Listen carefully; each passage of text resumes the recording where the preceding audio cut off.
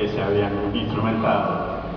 Y bueno, después de muchos años de resistencia, el peronismo vuelve al poder y bueno, la consigna de los 70 era cámpora del gobierno, Perón al poder, y la primavera duró muy poquito, 49 días, y después vino el gobierno del general Perón. Con la muerte de Perón se agudizan un poquito las contradicciones que había dentro del movimiento. Está bien. Y se produce, con la muerte del general, aparece el conflicto neoliberal como para adueñarse un poco del poder.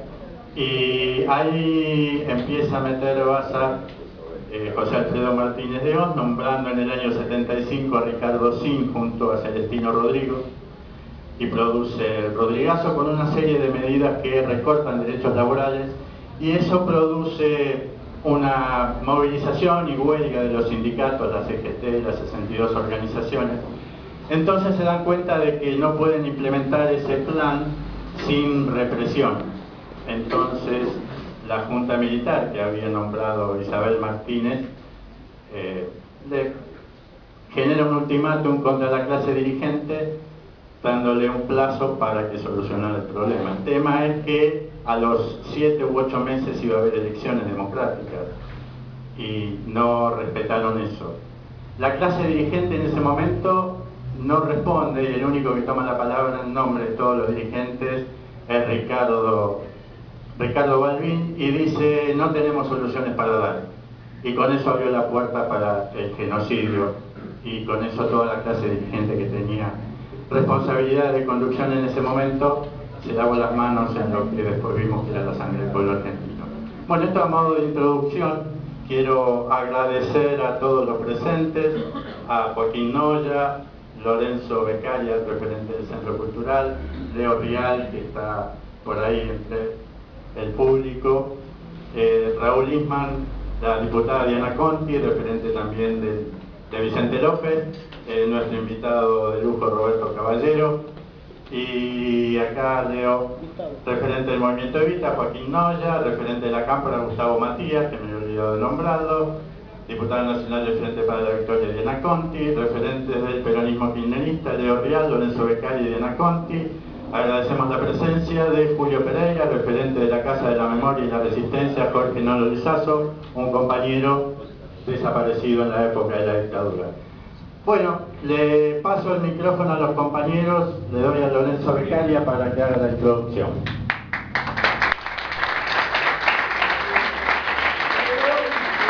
Bueno, buenas tardes, gracias a todos los compañeros, gracias a los compañeros y amigos de la mesa.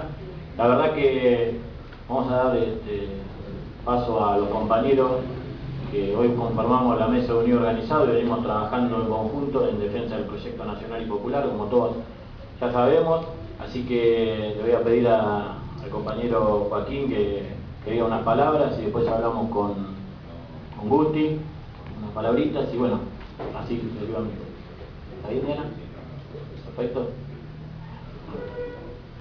Bueno, buenas tardes compañeros, compañeras, agradecerle la invitación, yo felicitar también por la charla, muy cortito, me parece muy importante que recordemos estas fechas, que generemos discusión, que generemos ámbitos de organización, que las reivindiquemos desde el proyecto de los compañeros y las compañeras, no desde la tristeza de poner flores en un velorio, en un cementerio, en ese tipo de recordatorios que no digo que esté mal, pero lo importante era el proyecto de país que tenían los compañeros, qué patria estaban soñando y por qué están desaparecidos. Y siempre decimos que la mejor manera de cerrar esa herida en la historia de nuestro pueblo no es solamente recordarlo, sino también construir la victoria que ellos estaban construyendo, que ellos estaban peleando, y desde el 2003 en adelante hemos logrado empezar a caminar ese camino. Así que, cortito, felicitaciones, y mañana vamos a ir todos a la plaza también a recordarlos. Muchas gracias.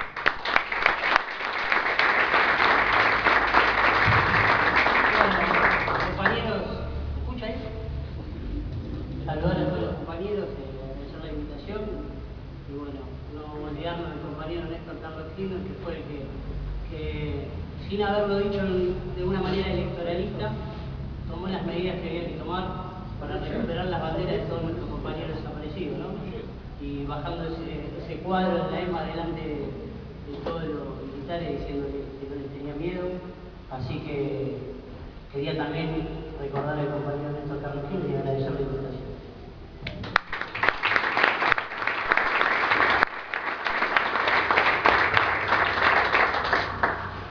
Acá voy a hacer una crítica a la organización. No se tomaron la molestia de hacernos el orden del cual hablaban los oradores. Así que o lo definen o lo resolvemos en la asamblea. ¿Se define en la asamblea eso? Yo digo primero las damas, en todo caso que empiece Diana Costa. Sí, la idea era que cada uno se presentara y después los oradores iban a hacer Raúl Lima, que me olvidé presentado, y Horacio Caballero. No me presentaste, pero lo que no dijeron es el orden en el cual íbamos a hablar. El consentimiento, que tiene más ganas de agarrar el micrófono, arranca. Para mí es mejor porque ni sabía que tenía que hablar, así que no se preocupen. Yo simplemente a la mayoría nos conocemos porque somos compañeros de nuestro querido distrito de Vicente López, donde la matriz neoliberal es más resistente que en otras zonas de nuestra querida Argentina o de nuestro querido conurbano. Así que la verdad que yo venía a aprender, a escuchar a Roberto, a escuchar al compañero para la tarea que hacemos nosotros como militantes, que de todo lo que aprendemos aprovecharlo para hablarle a nuestros vecinos en la fábrica, en la oficina, para difundir y lograr acá en Vicente López esa cohesión social que respalda a Cristina Fernández de Kirchner gracias a un esfuerzo de trabajo militante de Néstor y de ella durante estos 10 años con todos nosotros, y que es lo que hace posible la democracia plena, la democracia resistente a cualquiera que quisiera arrebatarle al pueblo argentino su poder soberano. Así que simplemente eso, abrir las orejas para escuchar a dos grandes que no tenemos la suerte de tenerlos acá todos los días.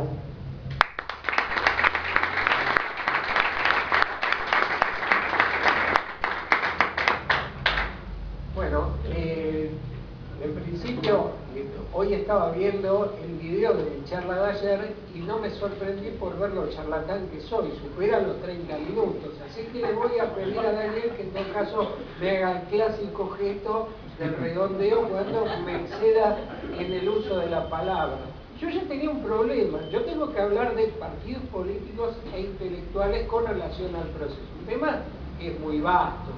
Y después de prepararlo durante la mañana y la tarde, y después de bañarme como corresponde antes de ir a un evento, me encontré con un pequeño problema. ¿Qué me pongo?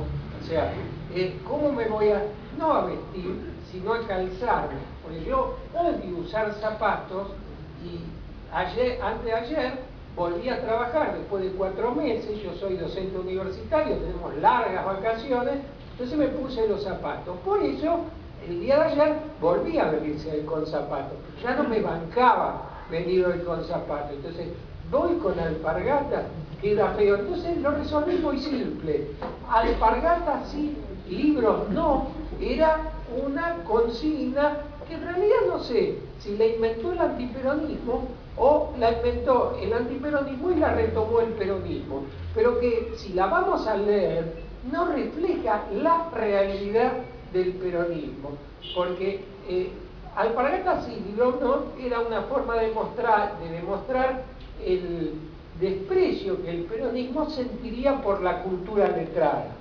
En realidad el peronismo no era solamente alpargatas, era alpargatas, zapatos, zapatillas, suecos y otros tipos de calzados que ya se han perdido en el tiempo. Porque como queda la imagen de los tiempos previos con una transformación tan profunda como la que encaró el general Perón, quedó la imagen que los trabajadores tenían que estar en alpargatas. Entonces, y las alpargatas en la década del 30 eran un único par que un trabajador usaba hasta que saque bigotes por todos lados. Eran alpargatas casi sin suela.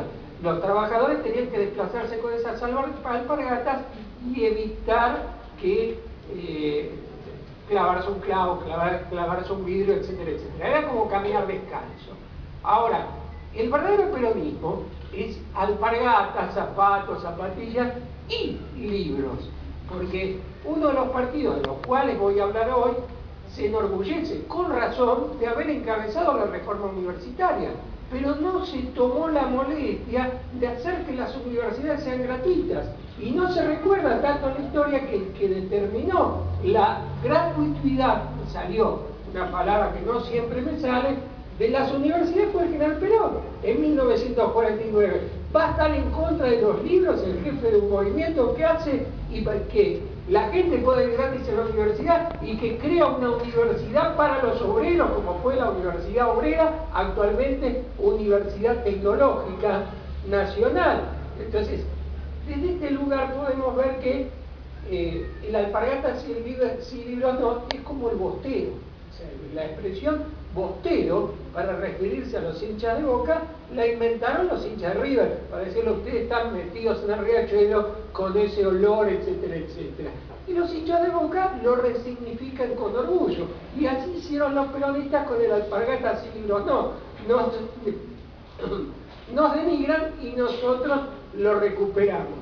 Querían presentarnos la idea de que el peronismo es ajeno a la literatura y al arte y, por ejemplo, por no hablar de peronistas artistas de la actualidad. El año pasado falleció un enorme artista popular como fue Leonardo Fabio, que creo que nació siendo peronista o era peronista desde espermatozoide. En mi época de gorila, yo decía que yo era gorila desde espermatozoide, porque a mi viejo los peronistas lo fajaron confundiéndolo con su hermano dirigente obrero del PC, y me había hecho gorila desde espermatozoide. Leonardo Fabio era peronista desde espermatozoide, pero en aquellos años, cuando se decía que el peronismo era la anticultura, un prosista refinadísimo como Leopoldo Marchal, en mi opinión, uno de los prosistas más refinados, no solamente de la Argentina, de toda la lengua castellana, era peronista y se comió el silencio al que fue conducido en los 15 años que le quedaron de vida después del golpe del 55 hasta el año 70 en el que falleció. Peronistas eran discípulos, peronista era Homero Mansi, un enorme poeta, además director de cine y además militante político. Justamente, alpargatas sí, libro también me llevó a venir con las alpargatas, que son limpias, ¿no? Por lo menos estrené un par de alpargatas limpias y también con un libro para graficar que la unión de lo práctico con la lectura es imprescindible para que todo pueblo pueda caminar por un por un camino en el cual los errores sean los menores. Entonces yo me traje un libro, un excelente libro que no es muy difundido, que es una recopilación que se llama La poesía clasista, de un poeta y escritor y profesor universitario peruano que se llama Julio Carmona, un hombre de izquierda, un hombre con una posición de izquierda con la cual yo no acuerdo, no vamos a desarrollar las internas que tengo con él, pero que creo que los peronistas tendrían que tener. Este libro es un ensayo sobre la poesía social, la llamaríamos acá, de protesta del Perú. El Perú es un país con una riqueza en escritores que es realmente asombrosa. Hace un ensayo sobre ese tipo de poesía y una antología. ¿Dónde están los escritores peronistas que no hacen un ensayo histórico sobre la literatura hecha por escritores peronistas y una pequeña recopilación, aunque sea una antología, de lo escrito por escritores peronistas? Es algo que está prácticamente silenciado en la literatura, en los ámbitos académicos argentinos. Lamento que con la introducción me haya ido de boca, pero bueno, el lado de esposa que tengo yo, ¿no? De que hablo demasiado. Las esposas tienen esa cualidad que pueden romperle la paciencia por sobre todo el marido, salvo que el pobre marido tenga la suerte de estar casada con una esposa muda. O sea, yo la única mujer que conocí que no hablaba mucho era la muda de mi barrio, pero no todos tienen la suerte de casarse con una mujer así. Yo llevo 3 matrimonios y las 3 hablan hasta por los codos. Así que no tuve esa dicha. El golpe va a sorprender a los partidos políticos argentinos profundamente divididos. Digo, sorprender por decirlo de un modo sumamente suave. El golpe no sorprendió a nadie. Ayer vimos un corto donde veíamos funcionarios con cara de angelitos, algunos que están vivos ahora y actúan en los medios, por ejemplo, diciendo, el golpe me sorprendió. Tomaron de boludos a decir que el golpe le sorprendió. El golpe no sorprendió a nadie. Y el peronismo, el radicalismo, el partido revolucionario, ¿vos te acuerdas cómo se llama el partido heredero de la UPI, del presidente Allende? No, esa era una alianza, el partido de Allende. Después se llamó Unión, era el partido de Allende, después se llamó Unión Cívica, el partido intransigente, partido revolucionario intransigente o popular revolucionario, no me acuerdo.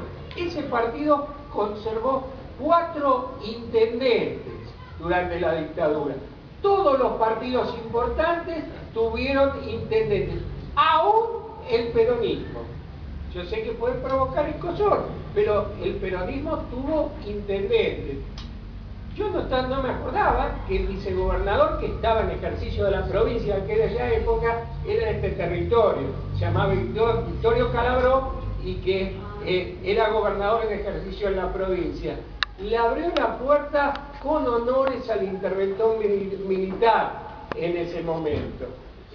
Por supuesto que el partido que más colaboró con el gobierno militar fue la Unión Cívica Radical, pero también la Unión Cívica Radical se dividió por esa cuestión. Creo que fueron 600 intendentes que le puso la UCR al gobierno militar.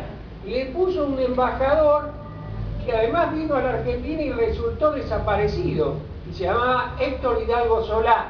O sea, un funcionario que la UCR le puso al gobierno y que resultó desaparecido. Obviamente que nadie tenía garantías. En aquella época no se hablaba que la ola de inseguridad era la seguridad que te cepillaban a cualquiera. Nadie tenía garantías. Inclusive resultó desaparecido un señor que se llamaba Sajón y que había sido funcionario de la NUCE en medios de comunicación. Se lo chuparon, pidió la NUCE por él y no pudo hacer absolutamente nada.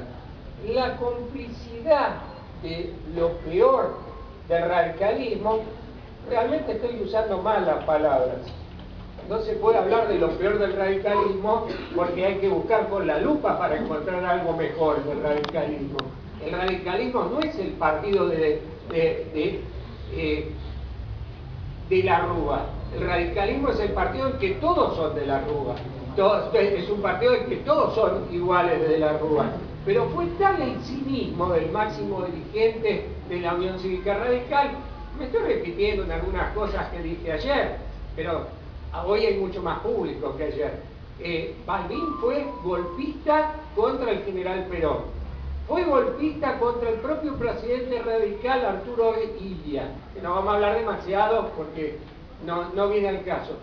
Pero anunció el golpe, como dijo Daniel en la locución previa, no tenemos soluciones.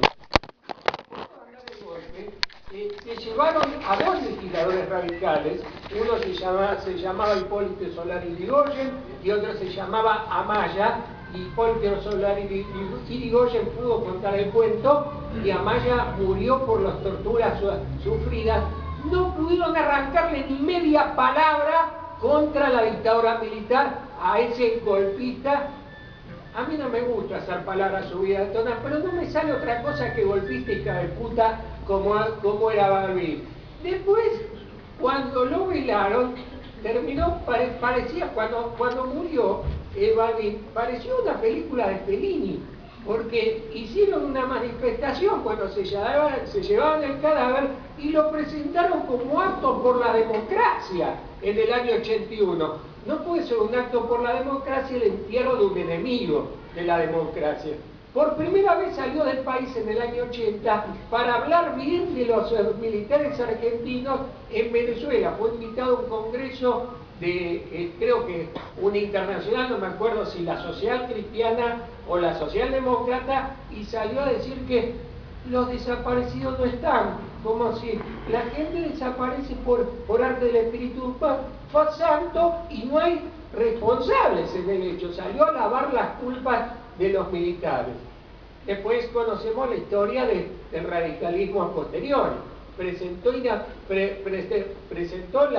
la intención de querer vendernos una historia que los militares y la guerrilla eran malvados que se enfrentaban y la sociedad era ajena a todo eso. Yo eso lo desmentí ayer, esa teoría de los dos demonios, con una pretensión en los tiempos posteriores a la dictadura, que primero Alfonsín pretendió que los asesinos se juzguen a sí mismos, y cuando no hubo más plafón para eso, impulsó el juicio de la Cámara Federal en lo penal de la Capital Federal, que después se lo pasaron por donde cada cual se puede imaginar, porque terminó en los sucesos de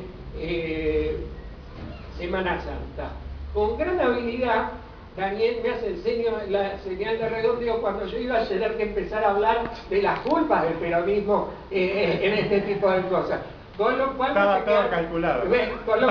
quedar bien con los compañeros, porque si algo me caracteriza es no tener pelos en la lengua cuando tengo que decir lo que tengo que decir. Muchas gracias.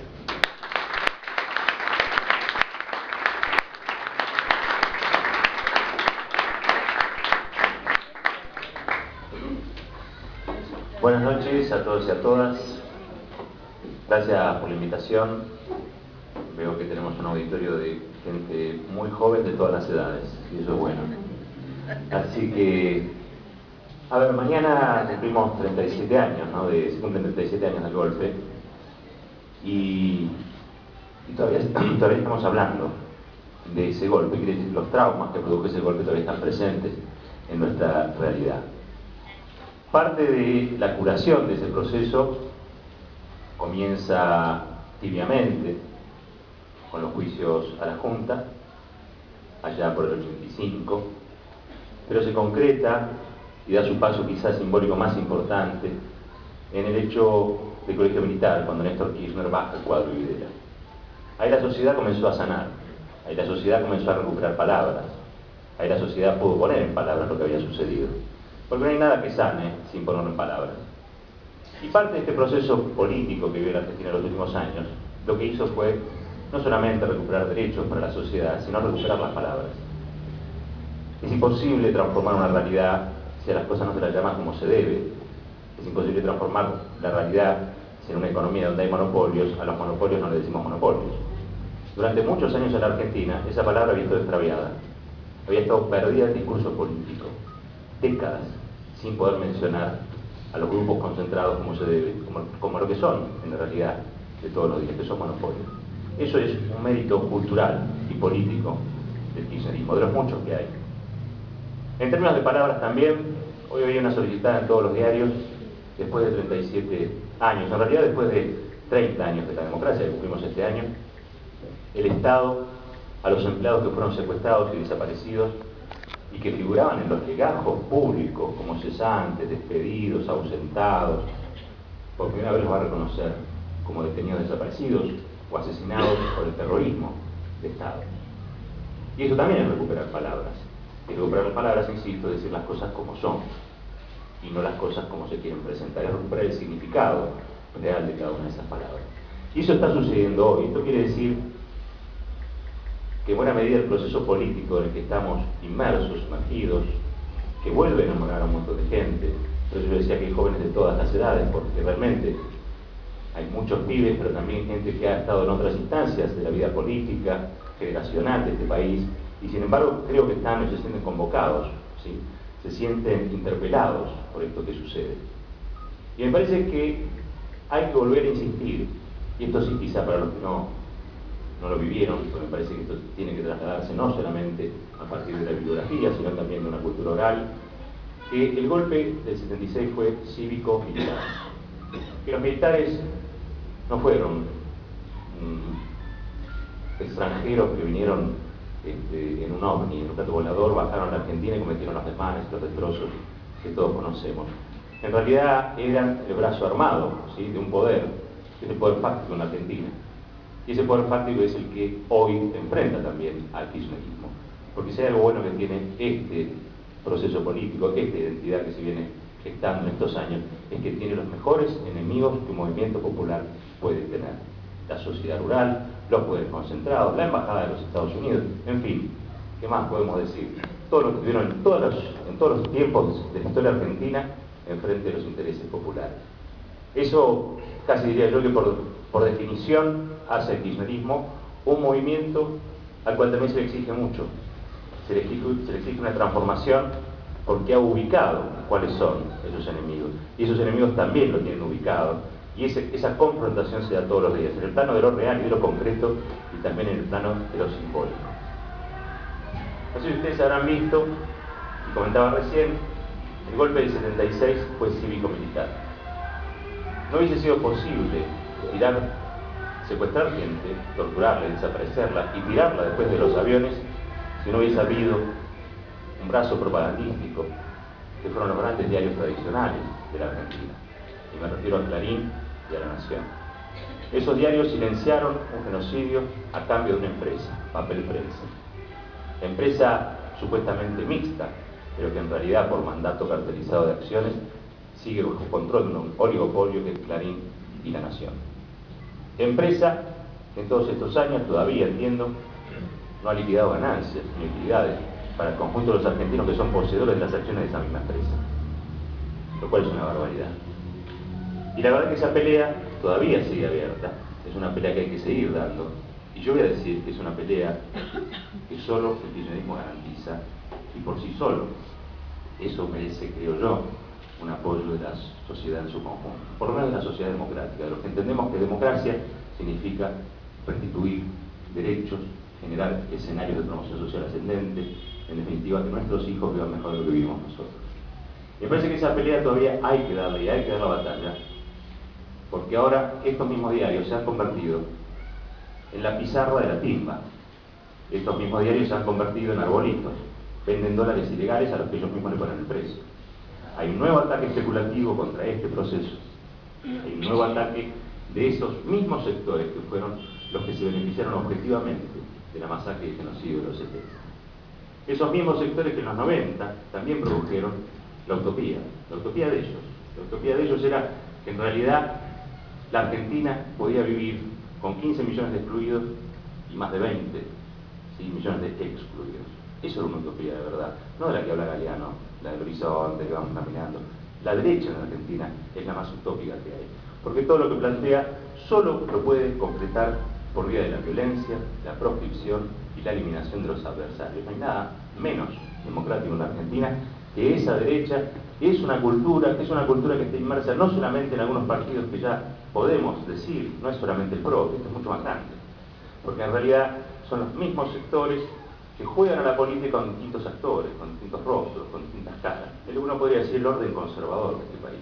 El orden conservador de este país que disputa, confronta, combate y elimina a todo aquel que quiere provocar una transformación. Y miren entonces si estos 37 años no son pasado, no son memoria, pero también no son presente, el presente que estamos viviendo. Un presente que también nos convoca, si no, no estaríamos acá. El haber retornado a la política, el haber retornado a la militancia, el volver a creer que la política significa una posibilidad de cambio, que la política es en definitiva el sentido por el bien común de las cosas, es una batalla que ganamos, una batalla que se ganó en todo este tiempo y que tiene realmente, creo yo, Néstor Kirchner y en Cristina Kirchner, dos de sus impulsores a los que debemos estar permanentemente agradecidos. Porque este gobierno hizo muchas cosas, pero hay algunas que hizo que son más importantes que otras. Le decía el otro día el Papa a Cristina que una de las mejores cosas es que la juventud había retornado a la política. Y volviendo, retomando un poco acá el planteo del compañero con respecto a la cultura, el Papa le decía que era admirador de Marechal, ¿sí? Un escritor peronista, quizás poco reivindicado, con un talento realmente importante. Ojalá, digamos, los que no lo hayan leído lo lean. Pero el libro que hablaba era Mejor no la guerra, ¿no? Y hablaba de las batallas celestiales, creo, Francisco. Está muy bien que haya batallas celestiales, porque yo creo que existe esa dimensión, la dimensión espiritual, la dimensión celestial, la dimensión de las creencias. Yo creo profundamente que eso existe. De hecho, yo me reivindico como católico, pero también es cierto que hay que mencionar y reivindicar aquellos que dan las batallas terrenales, porque si no, el paraíso lo vamos a tener que esperar después de muertos, y yo quiero el paraíso con todos vivos, porque si no, no vamos a poder disfrutar. Y en eso creo que el kirchnerismo también ha dado las batallas que había que dar. Por suerte no es una iglesia, con lo cual no vivimos de dogmas. Discutimos, charlamos, nos ponemos de acuerdo, discutimos, pero la verdad es que yo creo que ahí a veces la iglesia en ese punto ha sido bastante mezquina con este proceso político, y en realidad con todos los procesos políticos que vive la región latinoamericana. Para terminar, porque ahora yo venía a debatir, así que de golpe me tiraron el micrófono y como estoy más o menos acostumbrado por el laburo, me pongo a hablar. Lo que sí